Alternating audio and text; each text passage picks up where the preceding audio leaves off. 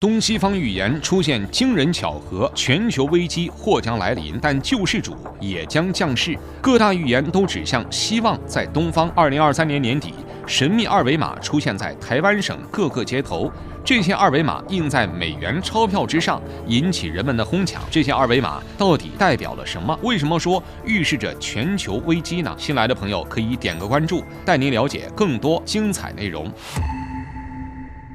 在二维码普及后，很多店铺都会搞一些小活动，让人们扫二维码，达到引流的目的。但这些小活动可不包括撒钞票，尤其是美元。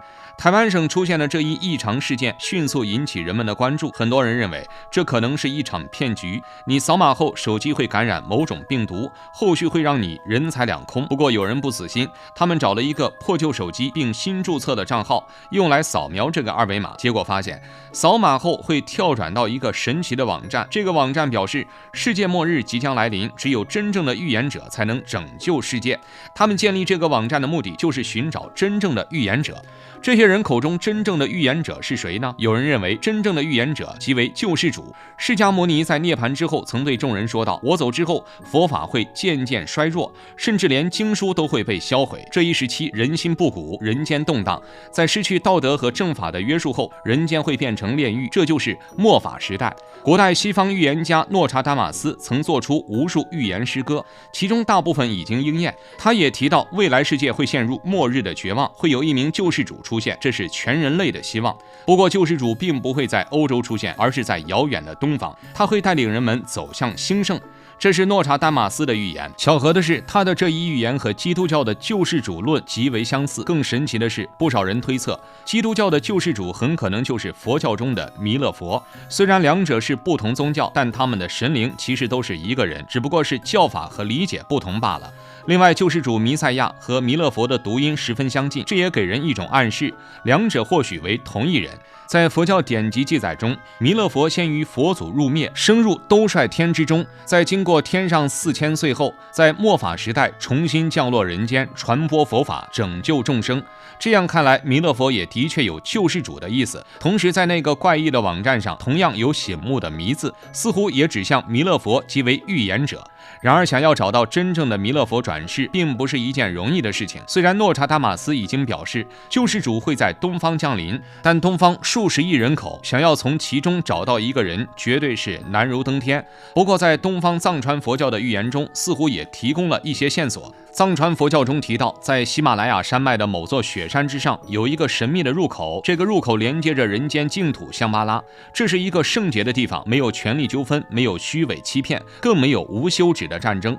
这里被一层层雪山围绕起来，最中心的位置是香巴拉圣城，由国王亲自管辖，周围则围绕着8个区域，由不同的统领管理。当看到这一格局之后，人们惊奇地发现，香巴拉的结构竟然和西方所描述的亚特兰蒂斯和宇宙中心有着紧密联系，这是怎么回事呢？各大预言惊人相似，末日降临后，救世主将在东方出现。更离奇的是，在藏传佛教的传说中，人们似乎找到了救世主的出生地，并且一位世界级的探险家声称自己意外进入了那个地方，这是怎么回事呢？藏传佛教描述的香巴拉，其布局规格和亚特兰蒂斯十分相似，都是由中心位置向四周扩散开来，而这种格局正符合宇宙本源的曼陀罗分布。曼陀罗图案是一种十分独特的图案，在世界各个宗教中都有举足轻重的地位。各个宗教都相信宇宙本源及曼陀罗的中心，并沿着中心扩散开来，才有了现在的宇宙。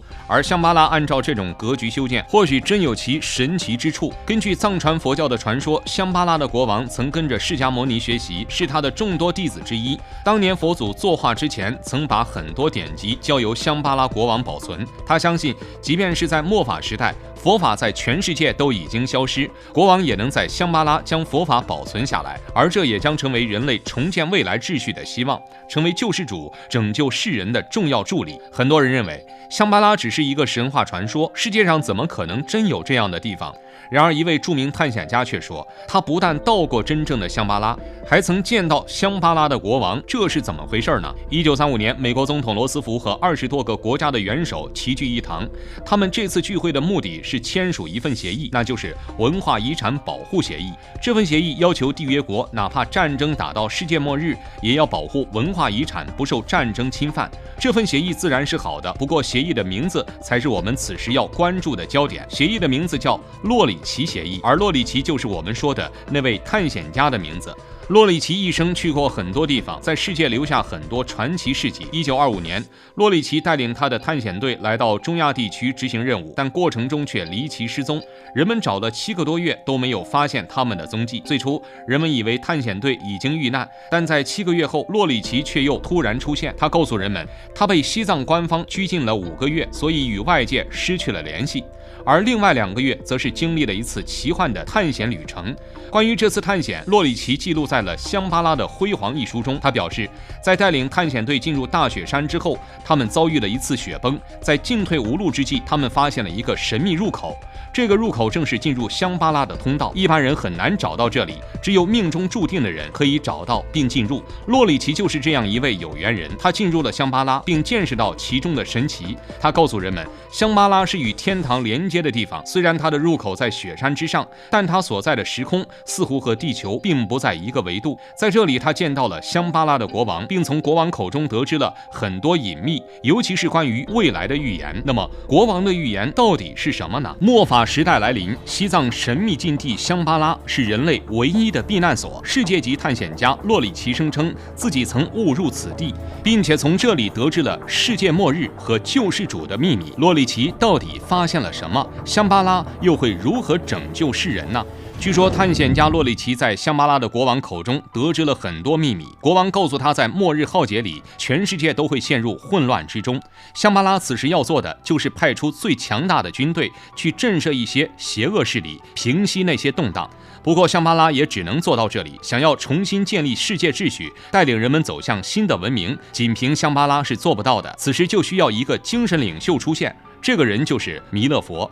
在弥勒下生经中有记载，弥勒降生之地是一个极度完美的城市，这里不但圣洁富饶，还有众多人口，这里的人都不会生病，内心也没有任何邪念，任何世俗的贪嗔痴都无法进入这里居民的内心，他们一直和谐相处，友善相助，连口角纠纷都不曾发生。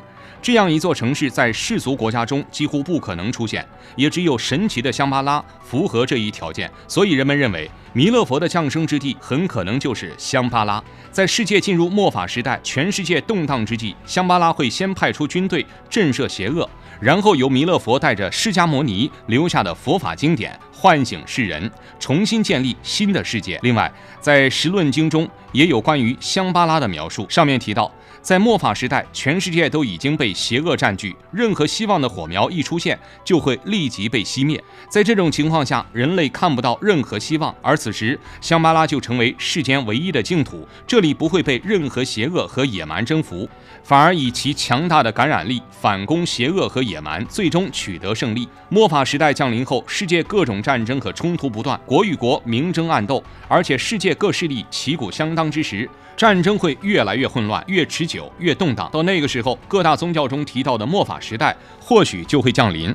另外，除了世界大战，人心的变化也是末法时代来临的征兆。现代人早已在物欲之中迷失了自己，纯净的心灵早已被磨灭，人类为了物质和欲望，已经可以出卖一切。看到这里，您有什么想说的呢？欢迎留言讨论，我们下期再见。